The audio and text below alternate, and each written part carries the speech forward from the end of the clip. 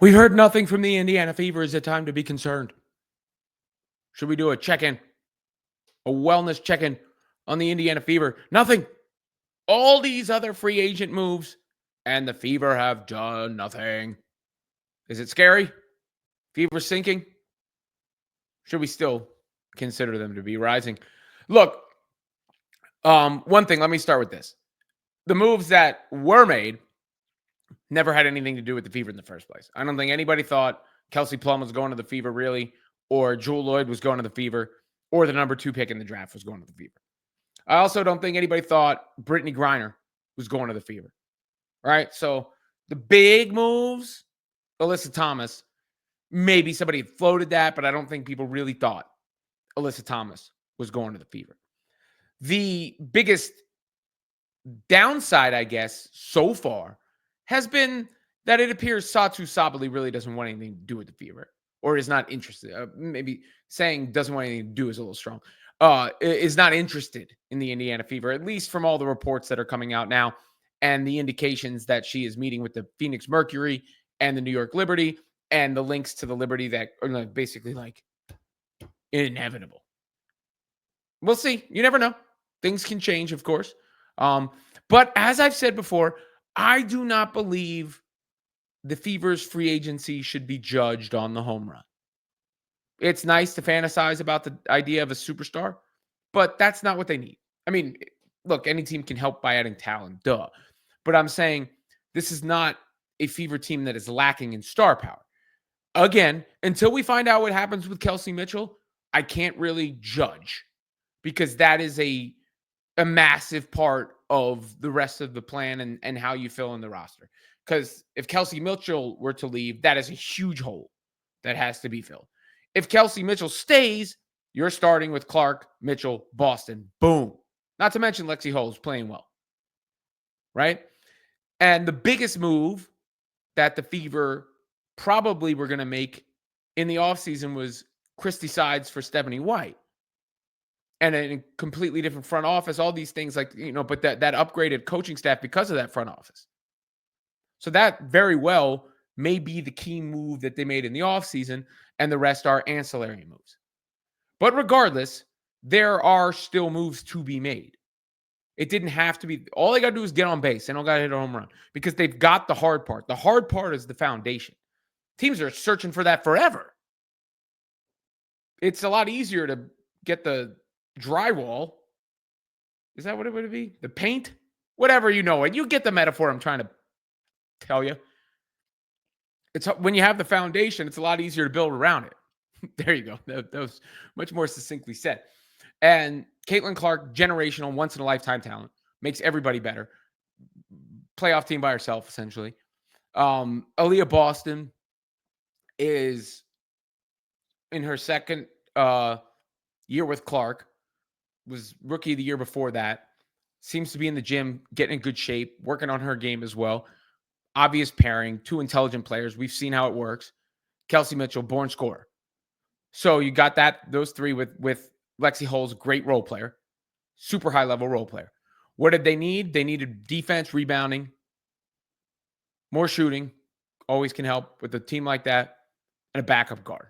So a wing, some toughness, another ball handler probably, because I would imagine Eric Wheeler's gone. So that, can you still get that? Yeah. By the way, you can still hit a home run. I mean, we don't know what they're doing. International players, Emma Miesemann would be a home run. If you haven't seen, she's was a superstar since leaving the WNBA. Been crushing it. So that's a possibility. You also have Natasha Howard from Dallas, who would satisfy some of the defensive deficiencies. That would be a nice move for Indiana. You have Tiffany Hayes is exploring free agency now. There's another move that they could make on the margins. I mean, There's a lot of names out there who have not been signed yet.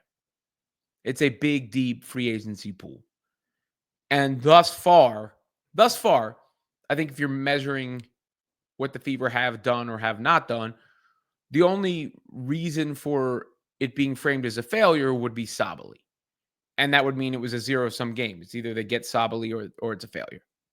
And I never viewed it that way. Look, I'm not saying anything about not having thought it would be a good idea to look at Sabali or her being a good fit. I've said all that plenty.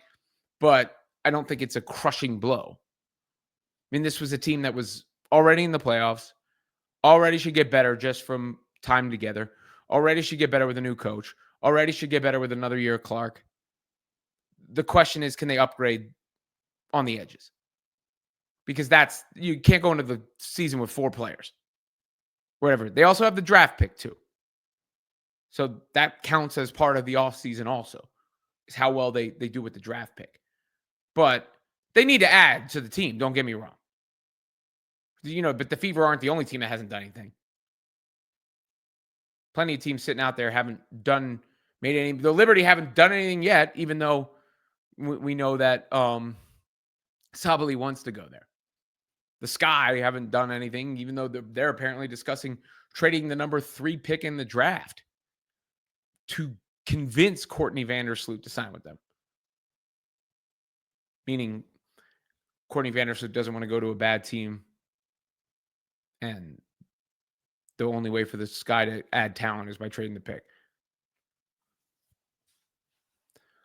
So all this stuff is out on the table. That was from Annie Constable's latest report in the Chicago Sun-Times. All that stuff is on the table. All these teams that haven't made the moves yet. Connecticut Sun have lost more than anybody else. But have the Wings done anything? No. Till they trade Sabali. The Mystics? No. The Lynx? No. I mean, the 2 teams in the finals didn't do. I mean, they were in the finals for a reason, so maybe that's why they didn't do anything. But point being is, I think it's almost FOMO in a sense. And the Fever haven't missed out yet. They haven't struck out yet. And to extend that, keep extending that. Don't want them to strike out. That'd be bad. But they don't have to hit a home run. Just got to get on base. That would be enough to call it a successful offseason for the Indiana Fever. But we'll see. I know fans are getting antsy.